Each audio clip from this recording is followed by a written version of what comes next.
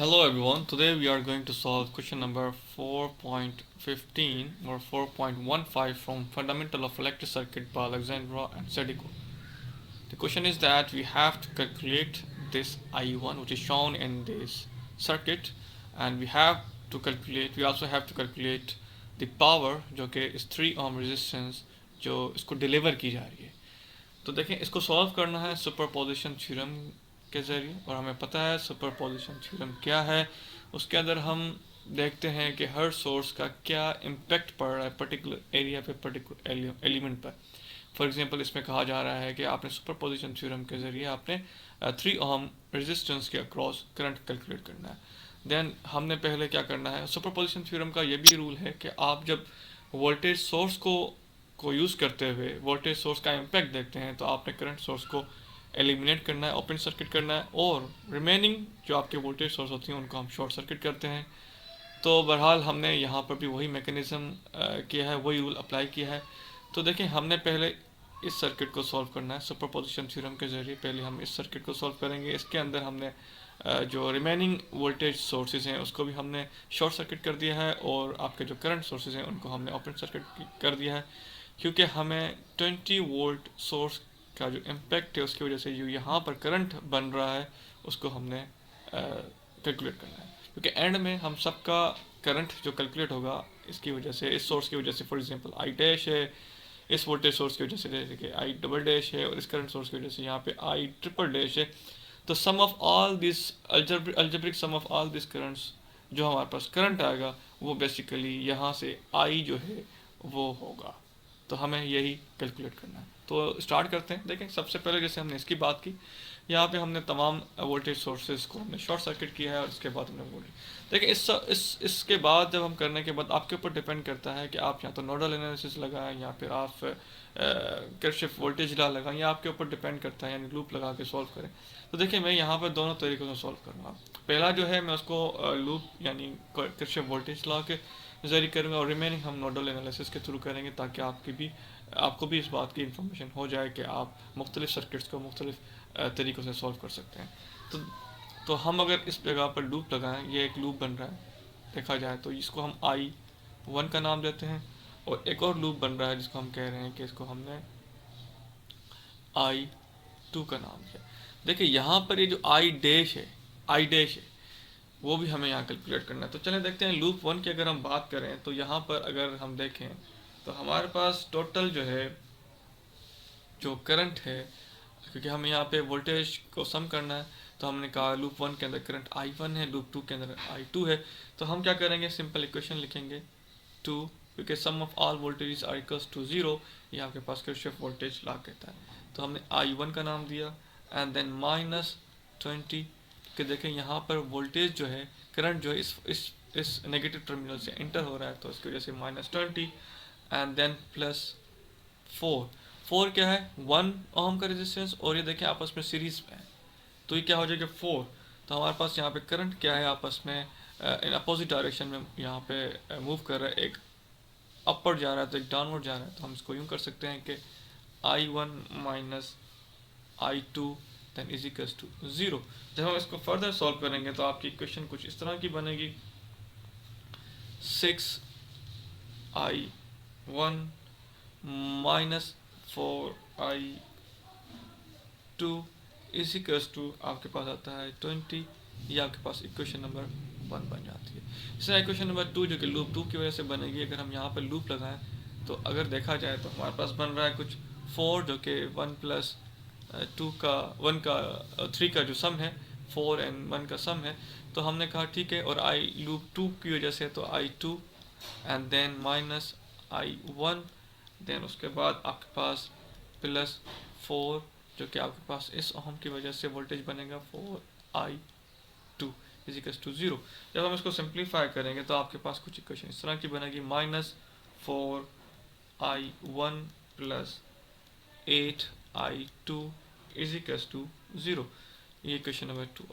जब हम इन दोनों को साइमल्टेनियसली सॉल्व करेंगे तो आपके पास कुछ इस तरह की वैल्यूज आएंगी.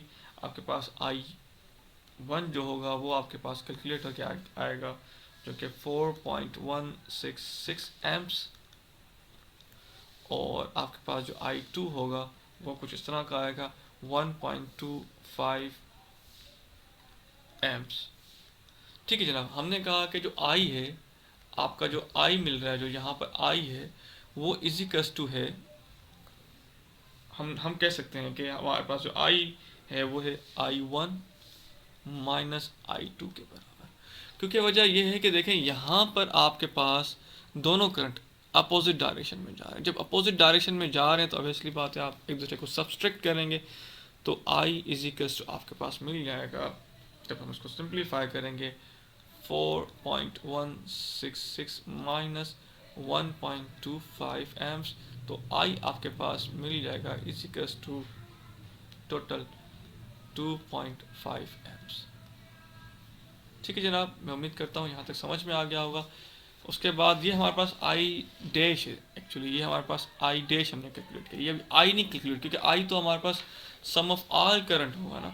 तो दूसरे करंट की हम बात करें तो दूसरे वोल्टेज सोर्स की हम बात करेंगे, क्योंकि यहाँ पर हमने दोबारा जिस वोल्टेज सोर्स से पहले कैलकुलेट किया था उसको हमने शॉर्ट सर्किट कर दिया है, और रिमेनिंग को हमने करंट जो सोर्स है उसको ओपन सर्किट किया है। देखिए मैं यहाँ पे नोडल एनालिसिस लगाऊंगा। यहाँ पे मैंने कहा कि ये आपके पास V बन रहा है, जिसको हमने V1 का नाम दे दिया, या V सिंपल दे दें। तो हमने कहा कि एक करंट आपके पास यहाँ इन हो रहा है, इसको हमने I1 का नाम दे दिया, और एक करंट आपके पास यहाँ से होता हुआ यहाँ पे जा रहा है, इसको I का नाम दिया गया। तो मैं इसको सिंपल I कहूँगा, क्योंकि यहाँ पे I डबल डैश की बात करेंगे, I डबल डैश का नाम दूंगा। और एक और करंट है जो कि आपके पास यहाँ से इस तरफ फ्लो हो रहा है, जिसको मैंने I2 का नाम दे दिया। ठीक है, जब इक्वेशन बात करेंगे, जब सॉल्व करेंगे इसको, तो हम कहेंगे कि नोड 1 पर, इस नोड पर हम देखते हैं, एनालाइज करते हैं कि करंट कौन सा इन हो रहा है, कौन सा लीव हो रहा है। तो हमने कहा I1 जो कि करंट इन हो रहा है, और इसी कस जो कि दो करंट लीव हो रहे हैं, तो I double dash and plus I2 जो कि लीव हो रहे हैं। तो हम जब I1 की हम बात करें तो I1 के वोल्टेजेस, क्योंकि I equals to V upon R के बराबर होता है, V equals to I R का जब फार्मूला लगाएंगे V equals to I R का, तो I equals to V upon R बनता है। तो सिंप्लीफाई हम यहाँ का जो करंट होगा, जाहिर सी बात है वो भी यही बनेगा। तो हम कहेंगे 0 माइनस V1 अपॉन 2। 0 इसकी वजह यह है कि यहाँ पर रेफरेंस जो वोल्टेज है ग्राउंड, यहाँ पे वोल्टेज क्या होगा, 0 होगा। तो यहाँ के voltage 0 minus V1 equals to I dash आपके पास बनेगा V1 अपॉन आपके पास 4 ओम, एंड देन प्लस आपके पास बनेगा V1 माइनस यहाँ का माइनस, एंड देन आपके पास यह आ जाएगा -16, क्योंकि वोल्टेज सोर्स करंट आपके पास माइनस टर्मिनल से इन हो रहा है, तो आपके पास -16, एंड डिनोमिनेटर में आपके पास 4 ओम रेजिस्टेंस आएगा। जब हम इसको फर्दर सिंप्लीफाई करेंगे तो आपके पास V1 कुछ इस तरह का मिलेगा, V1 इजिकल्स टू -4 वोल्टेज। हमें तो चाहिए sir current double dash, I double dash, और I डबल डैश ये है, और I डबल डैश की वैल्यू कुछ इस तरह की है। तो इक्वेशन कुछ इस तरह की बन रही है। तो I double dash equals to आपके पास बनेगा V1 upon 4, then I double dash equals to V1 जो कि अभी हमने कैलकुलेट किया, जो कि -4 वोल्ट है। तो ये -4 डिनोमिनेटर में आपके पास 4 आ जाएगा, एंड देन जब 4 कैंसिल हो जाएंगे तो I double dash equals to -1 amps आ जाएगा। ठीक है जनाब, तो अभी हम कैलकुलेट करेंगे I जो यहाँ पर ट्रिपल डैश के नाम से हमने कहा था स्टार्टिंग में, यानी कि 2 एम्पेयर की वजह से, सोर्स की वजह से यहाँ पर जो वोल्टेज करंट अपेयर होंगे वो कितने होंगे, क्योंकि एंड में हमें अलजेब्रिक सम करना है। तो हमने कहा देखें वोल्टेज सोर्सेज को हमने शॉर्ट सर्किट कर दिया। अगर देखा जाए, इसको फर्दर एनालाइज किया जाए, तो ये जो 4 ओम का रेजिस्टेंस है आपका इस 2 ओम के रेजिस्टेंस से पैरेलल हो रहा है। पहले हम सर्किट को सिंप्लीफाई कर लें तो बेहतर है, क्योंकि बाद में हमें थोड़ा पेचीदगियों से का सामना नहीं करना पड़ेगा।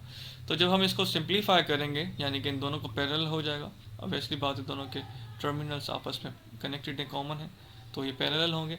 तो जब हम सिंप्लीफाई करेंगे तो आपके पास 4 और 2 ओम रेजिस्टेंस जो पैरेलल सॉल्व करने के बाद 1.33 ओम रेजिस्टेंस आएगा। उसके बाद अगर हम देखें कि ये 1.33 और ये आपके पास सीरीज़ में है, तो जब सिंप्लीफाई करेंगे तो 4.33 ओम आ जाएगा। तो हमें कैलकुलेट करंट कौन सा करना है, वो करंट जो यहाँ से यूं जा रहा है, ठीक है। और उसके बाद देखा जाए जब ये पैरेलल हैं, ये यूं बनेगा, तो इसका मतलब ये है कि आपके पास ये दो भी पैरेलल हैं, ये दो ही पैरेलल हैं, तो कुछ कुछ आपकी कुछ जो डायग्राम बनेगी कुछ इस तरह की बन जाएगी, सॉरी फॉर दैट। तो कुछ इस तरह की बन जाएगी डायग्राम आपकी, कुछ बन जाएगी इस तरह की, सिंपली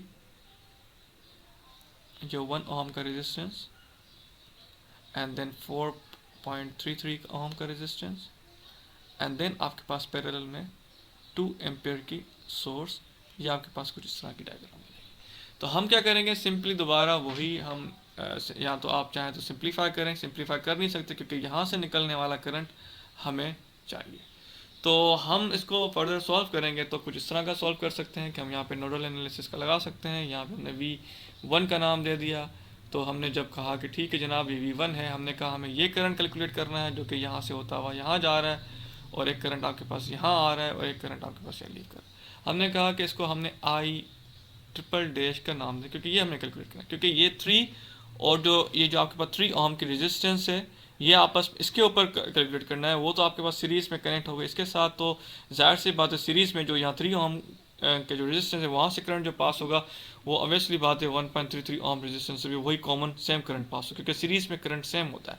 तो ऑब्वियसली बात जो हमने इसको जब सॉल्व किया तो 4.33 ओम, तो हमें जो करंट I ट्रिपल डैश चाहिए वो हमारे पास 4.33 ओम रेजिस्टेंस के अक्रॉस जो इसमें से पास हो रहा है उसको कैलकुलेट करना चाहिए।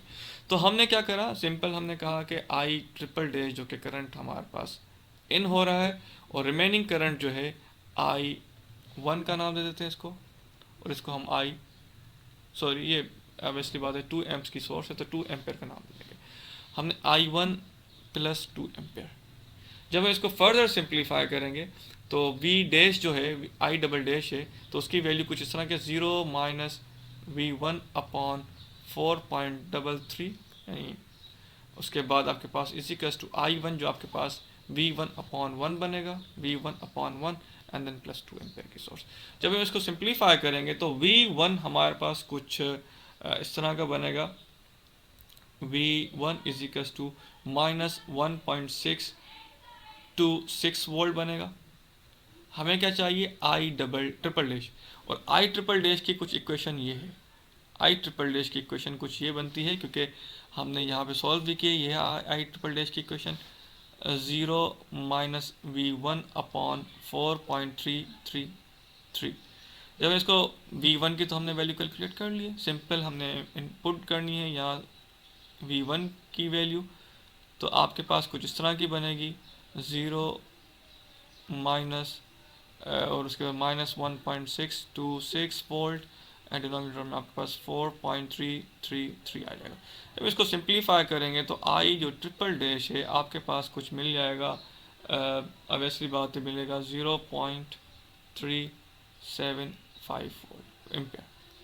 हमने कहा सुपरपोजिशन थ्योरम में हम क्या कर रहे होते हैं, तमाम करंट को जो कैलकुलेट कर रहे होते हैं हर सोर्स की वजह से, उसको हम अलजेब्रिक सम करते हैं, ये सुपरपोजिशन थ्योरम कहता है। तो अलजेब्रिक सम आपके पास क्या होगा, I जो मिलेगा I is equal to I dash plus I double dash plus I triple dash का, ये आपके पास सुपरपोजिशन थ्योरम की वजह से हम लगा रहे हैं। जो करंट I होगा वो एक्चुअली इन सब का सम होगा, तो वो कुछ इस तरह का बनेगा आपके पास 2.5 जो कि आपके पास I डैश है, and then plus I double dash आपके पास कुछ आ रहा है -1, एंड देन उसके बाद आपके पास आ रहा है 0.375 जो कि आपके पास I ट्रिपल डैश। तो I असल में आपके पास टोटल मिलेगा 2.285। मुझे लग रहा है ये थोड़ा करंट में थोड़ी सी कैलकुलेट कर लेता हूँ, मुझे लग रहा है कि ये वैल्यूज़ थोड़ी सी गलत आ रही हैं, क्योंकि 1 इन दोनों का अगर सब्सट्रैक्ट करें तो 1.5 बनता है, 1.5 तो फिर ये हमारे पास कुछ बनेगा इस तरह सा, 1 पॉइंट प्लस करेंगे 0.375 तो हमारे पास कुछ बनना चाहिए 1.875 एम्प्स। टोटल जो हमारे पास करंट पास होगा इस जगह पर, जो कि हमने एक्चुअल सर्किट है हमारा उस जगह पर, यानी कि यहाँ पर जो आपके पास करंट है वो कुछ आ रहा है 1.85 एम्पियर। एंड में ये भी कहा जा रहा है कि आप कैलकुलेट करें कि आपके पास जो 3 ओम का रजिस्टर है इसको कितना पावर डिलीवर किएगा। सिंपल से फार्मूलाज हैं, P is equals to I square R, ये आपके पास पावर कैलकुलेट का फार्मूला है। वैसे तो P is equals to I R है, तो सिंपल उसको मॉडिफाई करके हम P is equals to I square R बनाते हैं।